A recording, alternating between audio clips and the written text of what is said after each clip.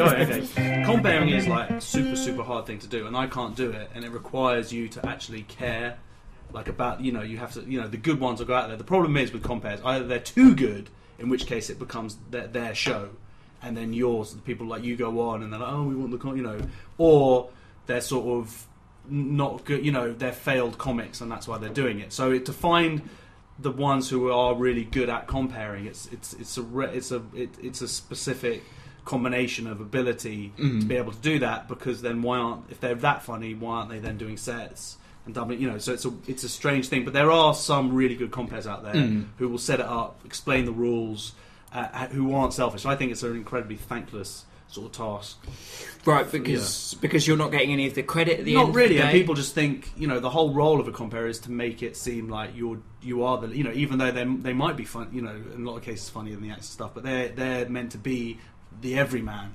Although stand-ups, we're meant to be the mate in the pub, but certainly I never set myself up as that. When I go up, I don't go on stage and say, hey, we're John, hey, that's like, it's not, that's, I sort of quite, for me, stand-up is like, there's a differentiation. Separate, and compares what, it's about being their friend and whatever, in which case, if you're trying to be their friend, for me, that, it's not that I don't personally want people to like me, but I don't want to have to go on with that thing of, please like me. It's a different sort of idea, isn't it? It's a different discipline. Yeah. Totally. Really. I can't do it. The people who do it well, I think, are good on them, and and the people who do it badly, you have to sort of suffer through.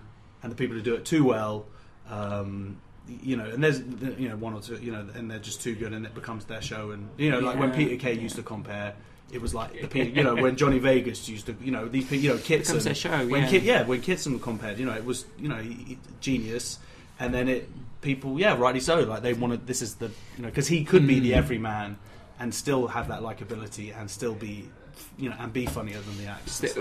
Crazy talented people that can... those, I don't want them bringing me on tonight. Hopefully there's not someone too good. I mean, I think that's a tricky thing. I don't think Kitson could do that anymore.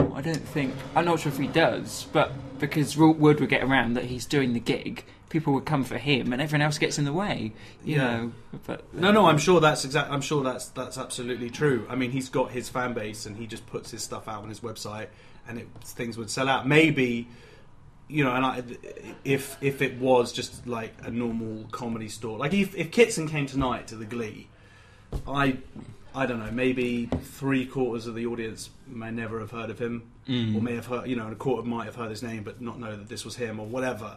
Now, that's not to say that Kitson wouldn't be amazing and wouldn't still absolutely kill it, but it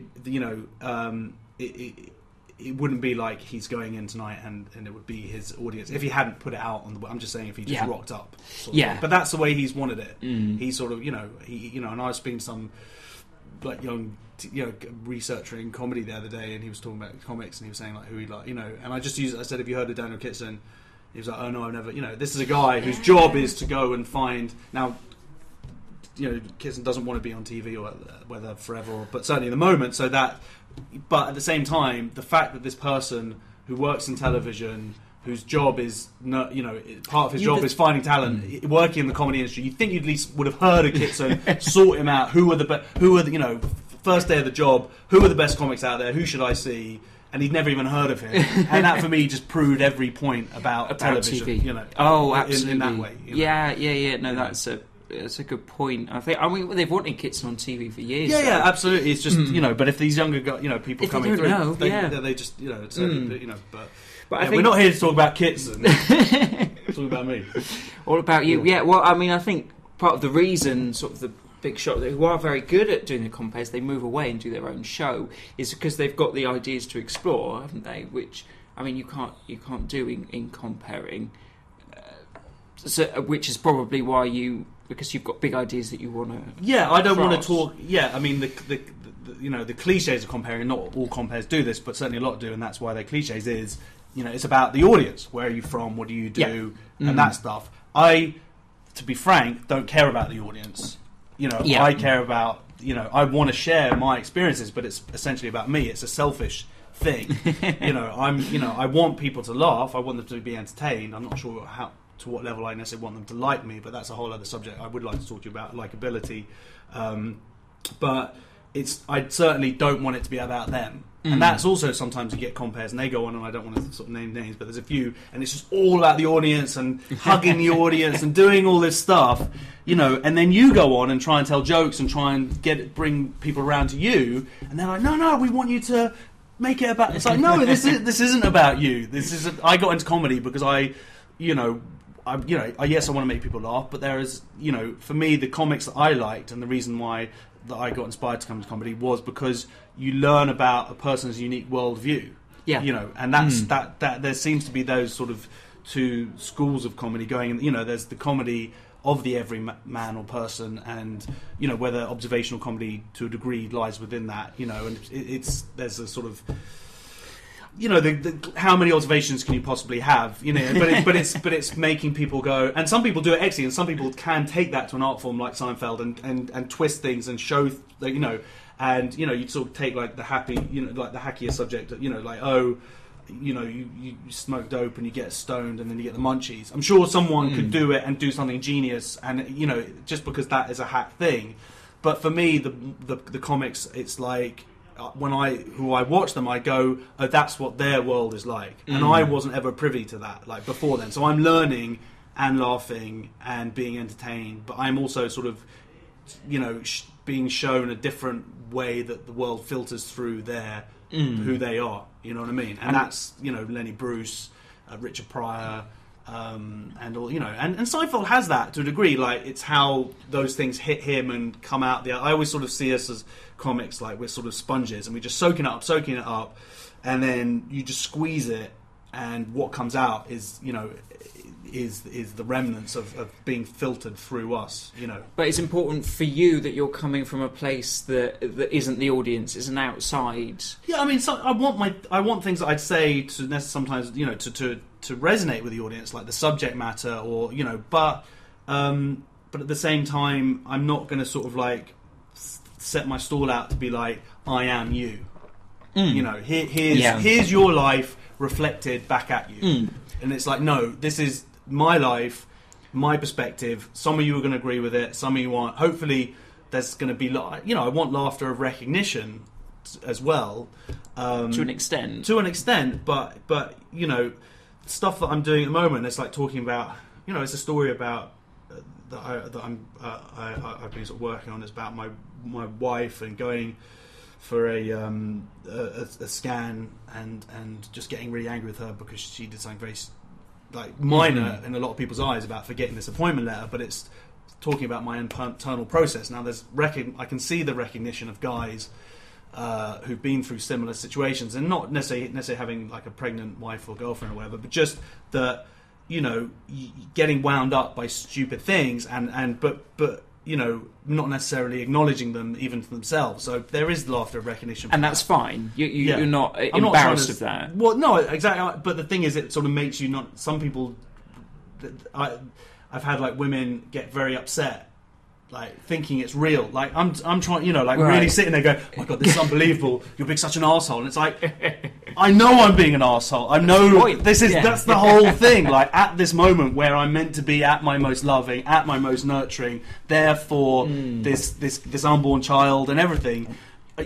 All of that stuff is going on inside, being an arsehole, being selfish, but that's real. That's who I am internally. Now, that's not what necessarily I said actually to my wife, but it was about the internal process of what was going through that. But you see, like, some women just sitting there, just you disgusting, and really hating you, and you're like, this is a comedy club. It's but even if you get like 400 people laughing, you'll get like 3 women like, and you can't, and you'll see their husbands laughing and stuff, and then sort of get shut down, or their friends if it's like a group of women, and that just drives you mad. Well, but does it? Because I mean, the reason that they do feel that way, you just can't get through to someone like that.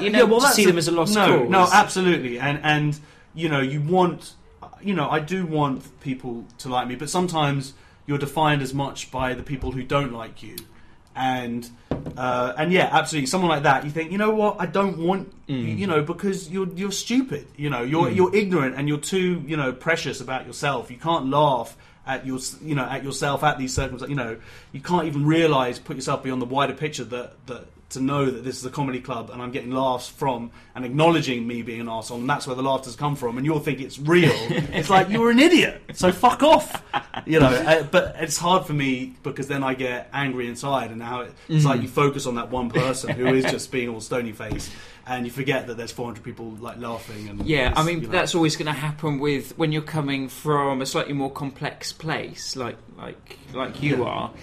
Very complex. Well, very complex. Incredibly complex. Too complex. But I mean, if people are used to watching, it comes up all the time, but Michael McIntyre on the TV, he's coming from one place, and it's great. I think what he does is good, and he does it very well. But it is quite basic. What it is. Yeah, it's not complex in terms of you're playing with big ideas, like I said. Sorry, you asked your question. Well, no, I don't want to interview myself. Okay.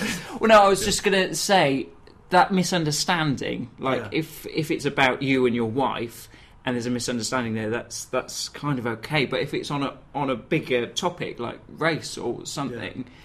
That could be quite troubling, potentially, that people are taking that wrong. Yeah. Well, it's trigger words, and it's not helped by alcohol or now cocaine more so, which cocaine is doing a lot of harm for clubs because it's really hard to shut. You know, if they're out with friends and doing coke, chatting, becoming more widespread. Then I think it is. Yeah, just I was in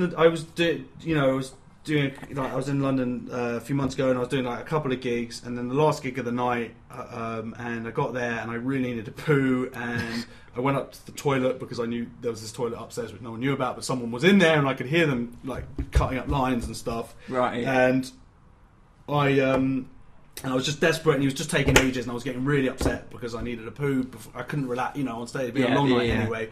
And I went down, and I kept to look out for who came down. It was a guy in his 50s wearing like a red football shirt. I'm not sure of the team because I don't know, because I read. And he came downstairs, and he was like, I'm thinking, what the fuck? Anyway, the point is, I'm on stage, and about like 2 minutes in, this guy starts heckling me, and I'm like, were you just upstairs in the toilet? He goes, yeah. And I go, yeah, I was outside. Need a poo, and I could hear you do about 3 lines of coke. Whatever, what the fuck? You're too old for this shit. What are you doing? He was not happy, but he got that confidence to heckle and be a cock. But and you had that, and I knew it, and he was furious. He was absolutely furious. The rest of the, and then there were like 20 guys, and they were all just back, just all furious. And I pointed out that they were on coke, but it's like, don't, if I need a shit, get out of the way. That's the motto of this story. But have you received sort of direct stuff physical. about? What about race? About race or I mean, yes. So there are. The point is, yes. To answer your question again, there are trigger words, and if you're not paying attention, or you're just a bit thick, or you're reactive, you're going to hear something and take it the wrong way. Like I do, like for example, here's a joke. Say like, is it just me, or do you think that all Chinese twins look the same? Now, right. If someone's like half listening, chatting to a friend, whatever, or just like a po-faced idiot, they're gonna, what you say about China? You say all Chinese people, like the joke is is turning, it's the snake that eats the tail, but there are going to be people out there who and there are people out there who just will hear that and just get their backs up, and they're the minority, and most of the time, and if they were the majority, I wouldn't have a comedy career because I have to, earn money. I wouldn't get booked if I wasn't making people laugh. Yeah. But those people are out there, and they do exist. So it's and some gigs, everybody will be cool and get it, and but sometimes you will get 1 or 2 people or more than that who just will, like I say, hear a word, or if they're in a big group, they'll get offended for someone else's thing, or and you just like there's other joke. I think this is I love this joke. So I do this thing about this is a very stupid thing that leads up to it, but essentially implying that I have a large penis, which I don't. But this is a better joke than that. But the point is, I go, I've got a cock like a baby's arm. A black baby's arm, and it's just so stupid. And there's and it requires, and for me, that is like that. If there was one joke that can encapsulate what my sense of humour, or sometimes, you know, that would be it, because people go, you know, you can see them like there's this sort of instant sort of gut laugh, you know, and that's an amazing feeling as a comic to just. It's like you've just punched someone in the stomach, and it's like, and then it'll just shut down like immediately, and they'll go, and you could feel their brains like spasming. Is that okay? Like, and it's obvious, like it's such a stupid joke that it should point out, you know. But because I hate all that, because you'll see black comics as well, white comics, you know, doing stuff about black men having big cocks, and stupid stereotype thing, and it's lazy and it's boring, you know. But you have to know about that to get that joke. Well, there is that, but even if you don't, you would hope that you would. It's so stupid, you would at least sort of get the gist, or you know. And it's also about context and where that lies within my set of talking about ethnicity and stuff, and you know, through the set. And sometimes it starts that people, you know, there is an uneasiness when I start talking about these things, and as my perspective becomes clearer, as you know, as they realise I'm taking the piss more and more, then people can relax. And also, you know, there's so many other factors, like are the audience lit? I mean, it's amazing, you know, that the difference that make. If people feel safe, and so, you know, but if they're lit, they're looking around, is their friend laughing? Is it okay? Is it okay for them to be seen laughing? All of those things, you know, have a factor in it. It all contribute. Yeah, you know. But I mean, it's not like I am trying to sort of make a point about certain things with each of my jokes, you know, different points and stuff. But I'm trying to make people laugh first and foremost. And the other thing is, I am very immature, so it makes me laugh to say a black baby's arm. Like it makes me laugh. It's stupid, and I'm a little bit stupid, and I'm immature, and I love seeing people's reaction. And if you're a comic, you're doing this every night. Sometimes you're doing, you know, up to 5 gigs a night. You know, you've got to keep it interesting for yourself. We're not all, you know, kicks and geniuses able to come up with a new hour every time we step up on stage. You know what I mean? You know, I know that's he works a lot, and it's not like that for him. I know, but you know, it for me, the sort of kudos that I get is that bar staff. Like, if I'm at a place for a weekend, bar staff I'll see them at the back coming out from behind the bar to watch me. So even if I've done, you know, if I'm in Brighton, like the Comedia, brilliant gig, and you know, you're doing like 2 shows on the Saturday, and last time there was 2 shows on Friday, you know, and if those guys are there watching it, and you know, and I mix it up, and I've probably got about like an hour and a half, 2 hours of material, so it's not always the same stuff, but they are looking to see how the audience are going to react, and they, you know, that is it's a really nice feeling for me. And when comics come out of the green room and watch you, it's the affirmation. It's like, okay, I don't have a TV show. I want all of those things. I want recognition. I want, you know, the fame and the glory and all that stuff. But it's nice, you know, as a circuit comic, which is what I am at the moment.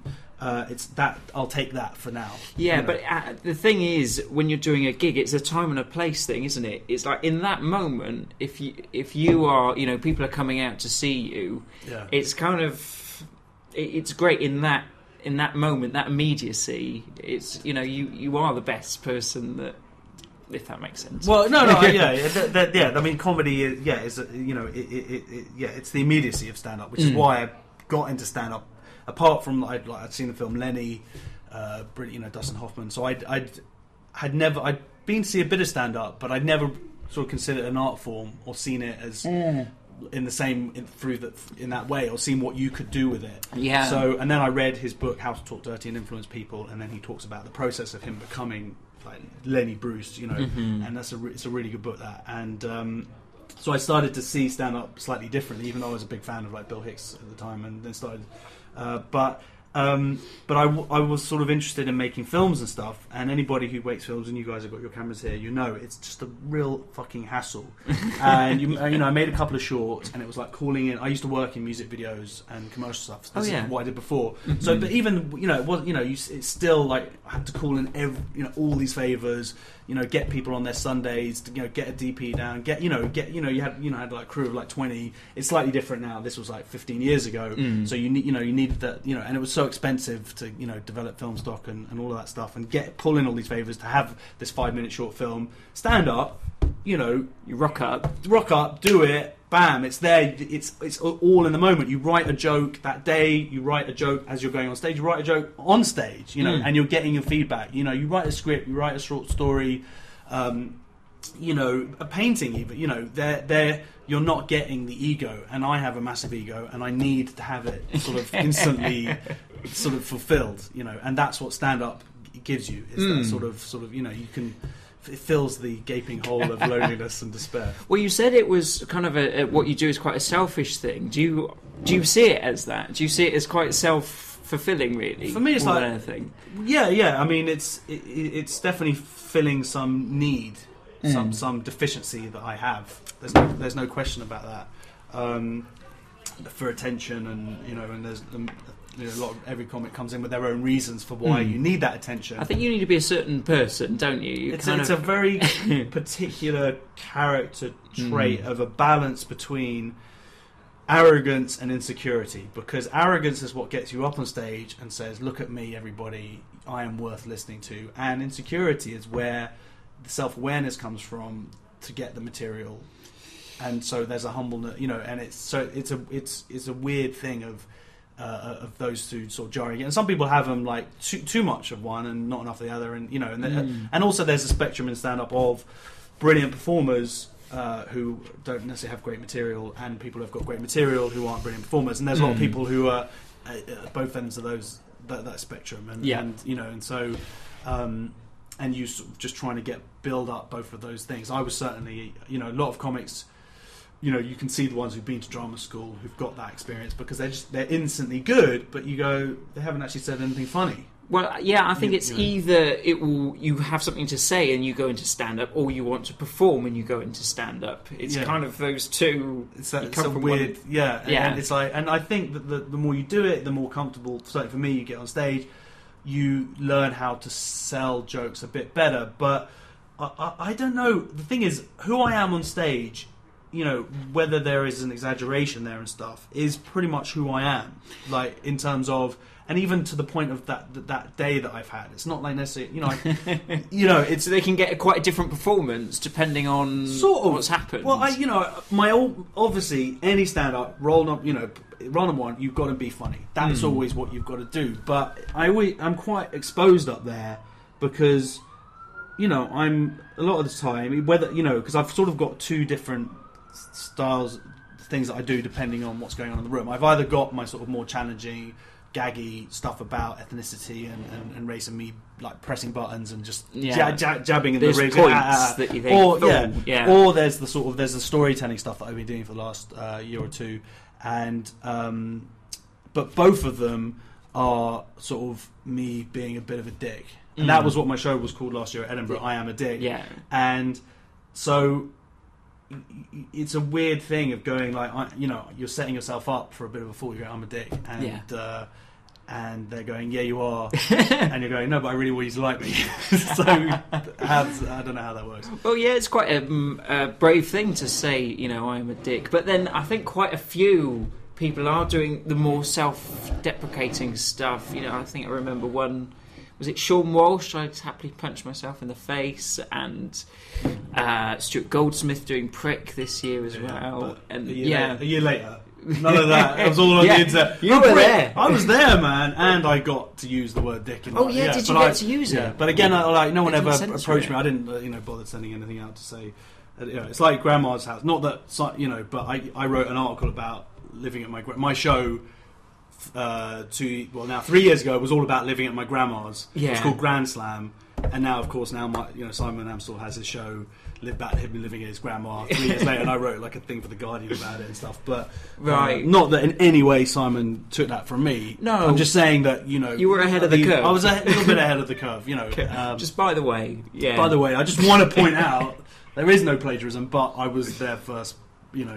Although, of course, someone will probably point out that 10 years before that, someone else did a show about living. But you can only think about your own stuff in that way. Yeah. It's always me who's the wrong party. But you said you're doing more storytelling stuff now. Yeah. But based around you still. Absolutely. No, I don't have the imagination to fake up characters. Things. Yeah, I'm just, I entertain myself enough to come up with it. So and that's a whole different. And I've always steered away. When I started, my mentor really was Adam Bloom, who's a brilliant stand-up. Oh, brilliant! Yeah, and he's sort of why I was hanging out with him, essentially because he was a stand-up and I was interested in stand-up and so I was I attached myself to him a bit, and at the time I was a TV presenter actually, but we were hanging out a lot. But I loved his lifestyle, and I loved and he's an amazing guy, but I was like this, and I could see that it was a reality, like you could live like this. So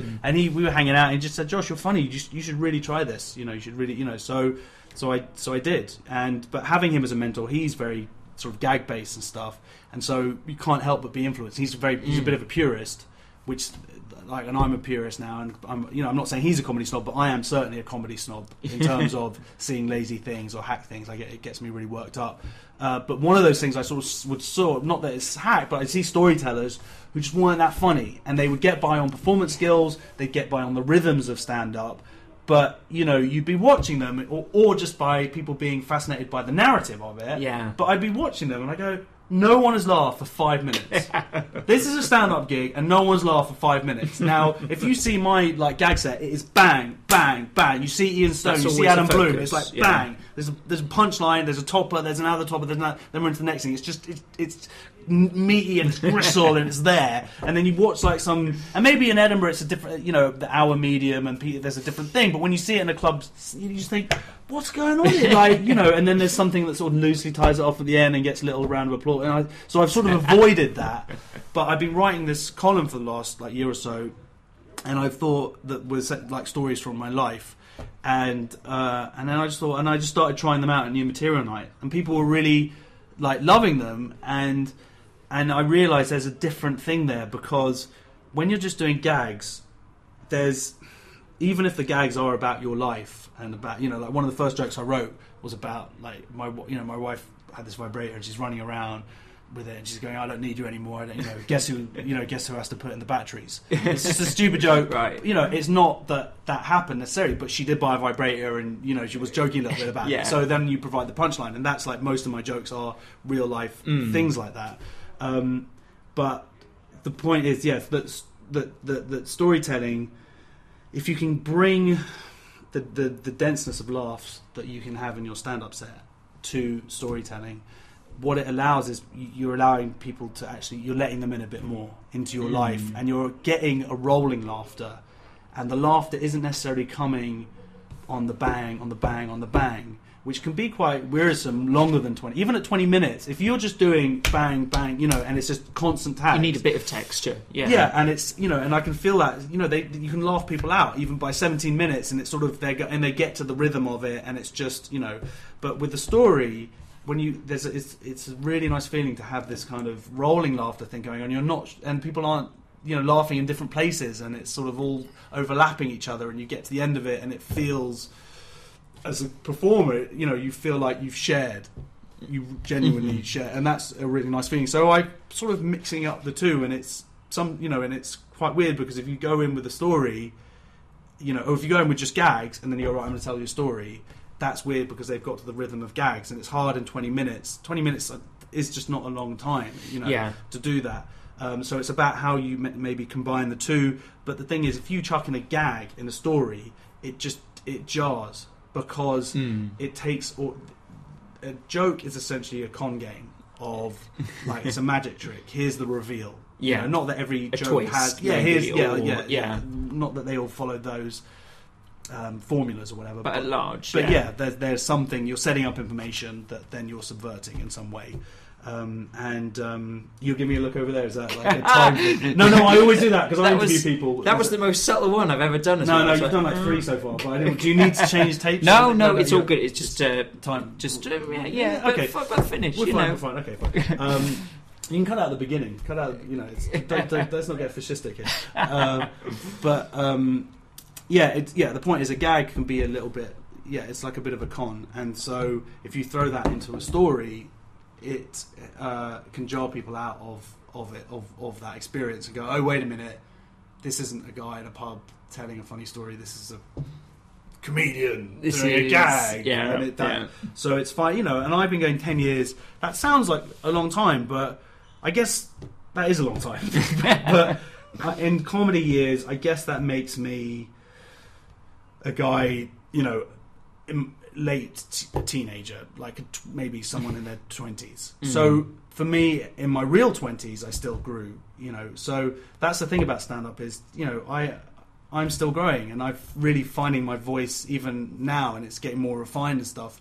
And stand-up, that's what I love about stand-up, is that it is one of those things that you can constantly grow at. And if you've seen the film Comedian, if you haven't seen it, I would highly recommend you obviously seek it out. It's a brilliant film about Jerry Seinfeld, developing a new hour of stand-up.